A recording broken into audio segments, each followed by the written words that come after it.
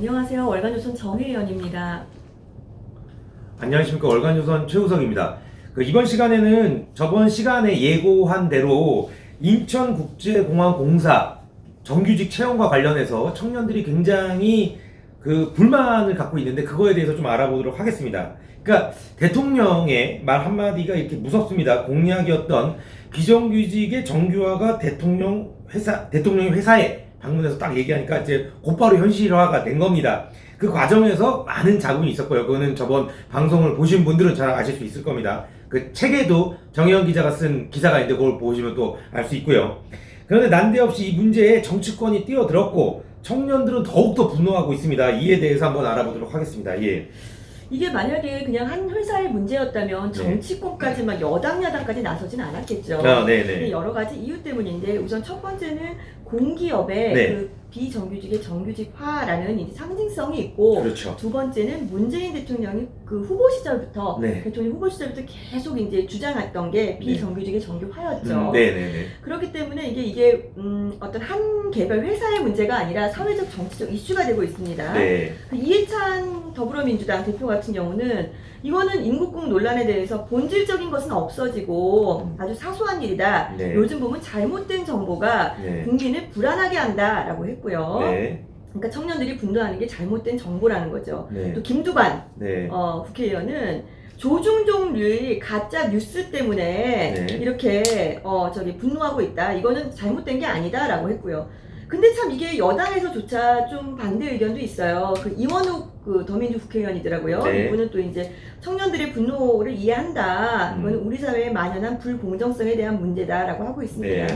근데 이제 당연히 이제 야당인 미래통합당은 아예 인국공 공정채용 TF까지 만들어가지고요. 로또 취업 아웃을 외치고 있어요. 정치권까지 다 뛰어든 거죠. 이 인천공항공사의 비정규직의 정규직화는 방식이 문제가 된 겁니다. 방식이. 그렇죠. 그래서 더 분노한 것 같은데. 그러니까 청년들이 분노한 이유는 크게 두 가지 때문입니다. 하나는 그 대통령 방문일. 제가 기사를 쓰면서 이게 무슨 어디 태양절 같은 느낌이 들더라고요. 대통령 방문일. 이전에 입사한 사람들에 대한 프리미엄이고요.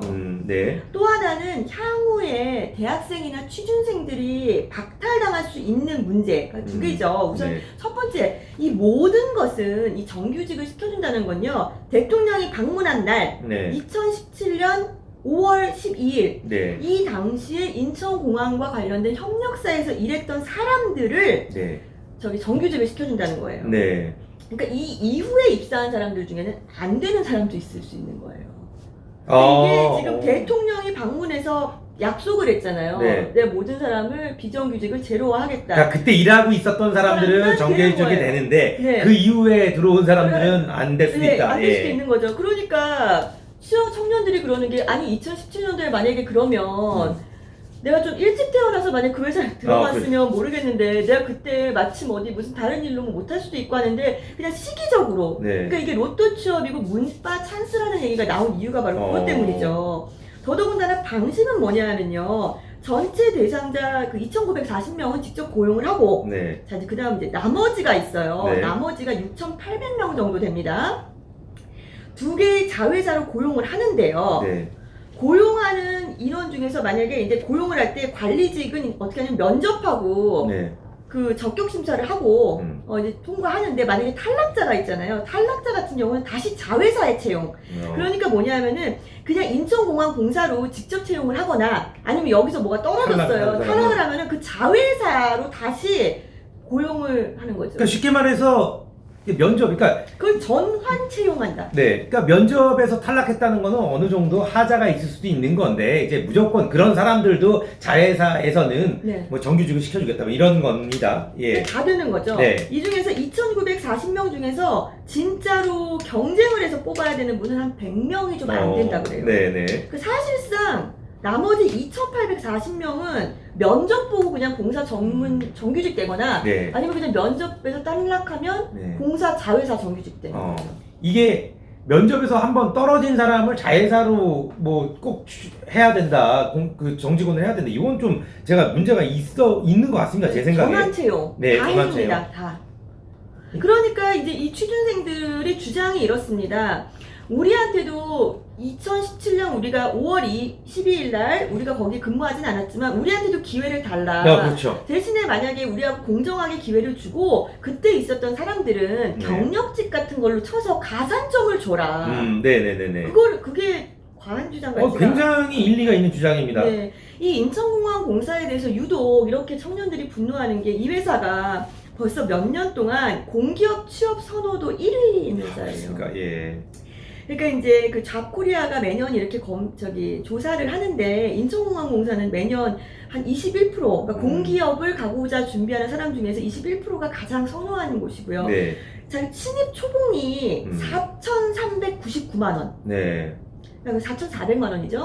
예. 신입 초봉이. 그러니까 네. 9년 연속 1위고요. 그 다음에 협력사의 일자리. 지금 문재인 대통령이 그렇게 안타까워하고 비정규직을 정규직화해야 되는데 협력자 일자리도 다른 데 비하면 굉장히 양질이에요. 네네. 왜냐하면 그 2020년 공사 그 업무 통계를 보면 그 협력회사 평균 임금이 4,150만 원. 네. 연봉이. 네.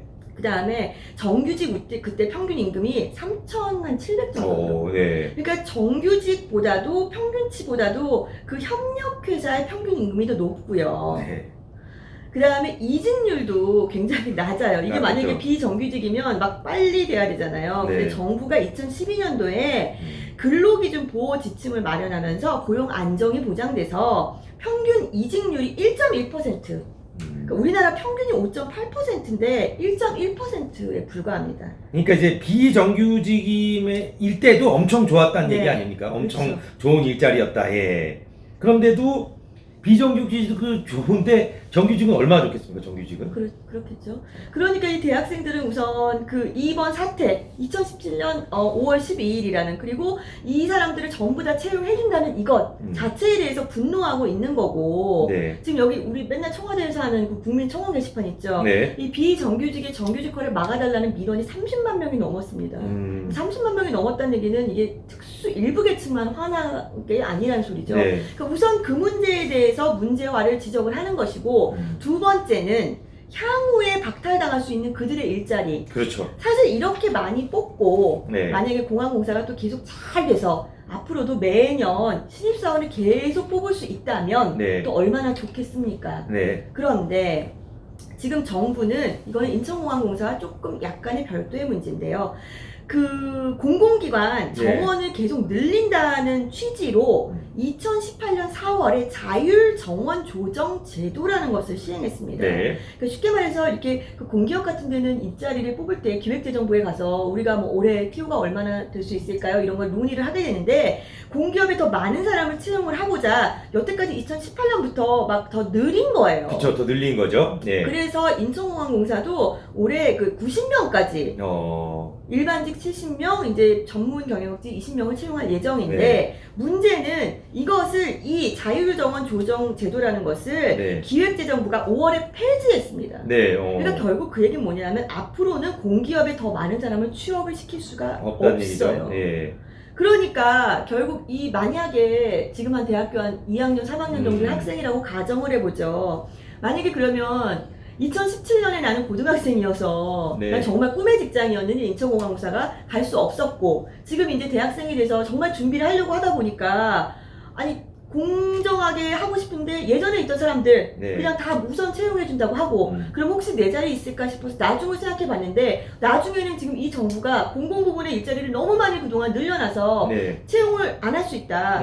진짜 어떻게 보면 최악의 경우는 단 한 명도 안 뽑을 수 있다라고 생각을 하면 화가 나지 않아요? 그러니까 이제 청년들 입장에서는 문재인 대통령이 너무 무리하게 카드 정규직도 많이 뽑고 하니까 내 자리가 없어졌다. 한 자리라도 있으면 도전이라도 해볼 텐데 한 자리도 안 뽑아서 나한테 자격조차 안 주어지는 건 너무 불공정한 거 아니냐 이런 울부짖음이네요. 네. 예. 그 공기업 취업을 준비 중인 제가 한 학생을 만났는데 그 학생 말이 굉장히 인상적이어서 제가 기사에 적었거든요. 네. 한번 읽어봐 주시죠. 그 이게- 학생이 주장입니다. 네, 이게 취업을 준비 중인 학생인데 공부를 많이 한 모양이에요. 이게 보니까 얘기를 잘했네요. 이게 네. 정리를 잘하셨는지 모르겠는데.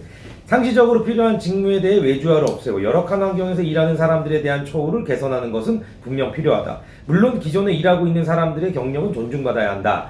그렇다고 현재 일하는 모든 사람들이 동등한 자격을 가지지는 않을 것이다. 열심히 노력해 경력을 쌓은 분도 있지만 한편으로는 성실히 업무를 수행하지 못한 분들도 있다. 그렇다면 직고용 대상 전체에 대해 공개 경제 채용 방식을 선택하되 일한 경력과 성과에 대한 평가를 반영해 가산점을 주는 것이 맞다.